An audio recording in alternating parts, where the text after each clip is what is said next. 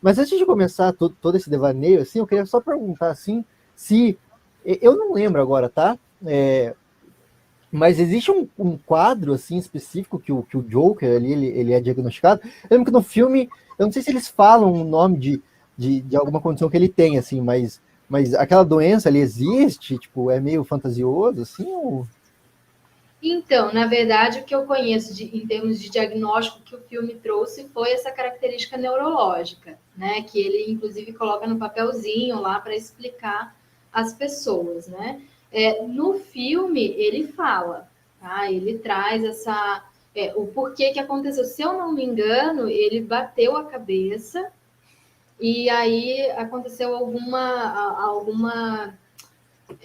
algum prejuízo nesse sentido, né? Então, assim, eu pessoalmente nunca ouvi esse diagnóstico especificamente que eles trazem no filme. Entretanto, não é algo tão difícil de ser, né? Então, pode ser que tenha, mas não dentro da área que eu trabalhei, dos aspectos que eu trabalhei, né? Eu acho que existe sim algumas situações onde a gente possa ter alguns agravantes, e eu costumo dizer que algumas características da doença mental costumam ser um pouco imprevisíveis, no sentido de você não conseguir de primeira já diagnosticar, inclusive por isso que a gente fala tanto no processo terapêutico, né, que a gente não pode, numa primeira consulta, numa triagem, já diagnosticar, falar você é bipolar, você é depressivo, você é isso, você é aquilo, porque existe um trabalho por trás.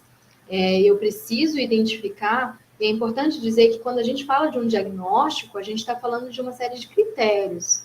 Tá? Dentro da nossa área, tem o DSM-5 agora, né? Que a gente já está na 5ª edição, onde a gente tem os transtornos mentais, né? E falando de prática médica, a gente tem o CID-11, que tem todas as doenças, daí não necessariamente voltadas para psicologia, né? Ou para psiquiatria. Então a gente usa muito como base o DSM-5, mas é importante dizer que para você ser diagnosticado com uma doença específica, você precisa atender a todos os critérios. Então, não é um ou dois critérios, todos os critérios, e aí então se qualifica o diagnóstico. E é importante a gente dizer também que a gente não pode se manter somente no diagnóstico, mas nas estratégias para lidar com esse diagnóstico. Porque se eu falo assim, você é depressivo, você assume isso como rótulo, e esse rótulo vai fazer parte de quem você é. E não é assim, tá? A gente precisa entender que nós somos mais do que a doença, nós somos mais do que o diagnóstico que nos dão. Então, a gente tem que discutir um pouco isso também, sabe? O quanto falar de diagnóstico também é banalizado. Quanto essa banalização da saúde mental como um todo desqualifica o diagnóstico, desqualifica o tratamento, como a cena que o próprio filme traz. Então, até o Arthur, ele fala exatamente isso, fala assim, beleza, tá, e agora, com quem que eu converso? Porque você não vai mais me atender, e aí? Com quem que eu falo? E eu acho que um ponto, trazendo um pouquinho para a nossa realidade, assim, tirando um pouquinho do filme, mas já voltando, coisa rápida, mas acho que a nossa busca incessante de formas rápidas de resolver também traz muito impacto para essa banalização. Então, entre fazer um processo terapêutico e pegar um remédio que a minha vizinha tomou e deu certo, eu prefiro o remédio que a minha vizinha tomou. E eu não faço algo individualizado. Eu não consigo entender qual foi a construção que se deu para que aquele diagnóstico fosse aceito ou, enfim, fosse desenvolvido. Então, essa banalização em relação a tratamentos e possibilidades e posicionamentos também precisa ser debatido, e o filme traz muito isso, por isso que eu achei espetacular, assim, eu não achei mediano, gente, eu até fiquei assim, não, mediano não, por favor. Eu acho É, que tem eu muita achei muito coisa. bom também.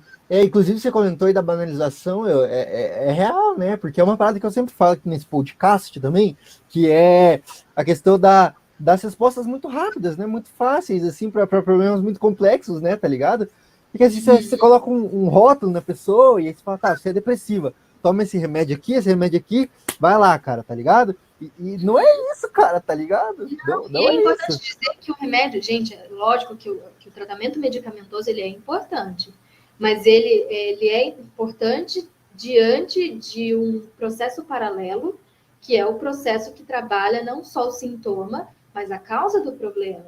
Não adianta você trabalhar sintoma sem trabalhar causa e vice-versa. Se você só toma um medicamento, vai aliviar com certeza, você não vai ter mais sintoma. Mas a partir do momento que você deixa de tomar o remédio, o sintoma volta. Então, por isso que a gente tem que focar em causa e não em sintoma. O sintoma é importante para a gente entender o que está acontecendo, que tem alguma coisa errada, de que precisa de um posicionamento, de que precisa de um tratamento, de que precisa de um acompanhamento. Isso é importante. Mas dizer que o remédio, somente o remédio vai resolver, não vai. Não vai. Então, a gente tem que ter esse amadurecimento também em relação ao próprio processo terapêutico, né?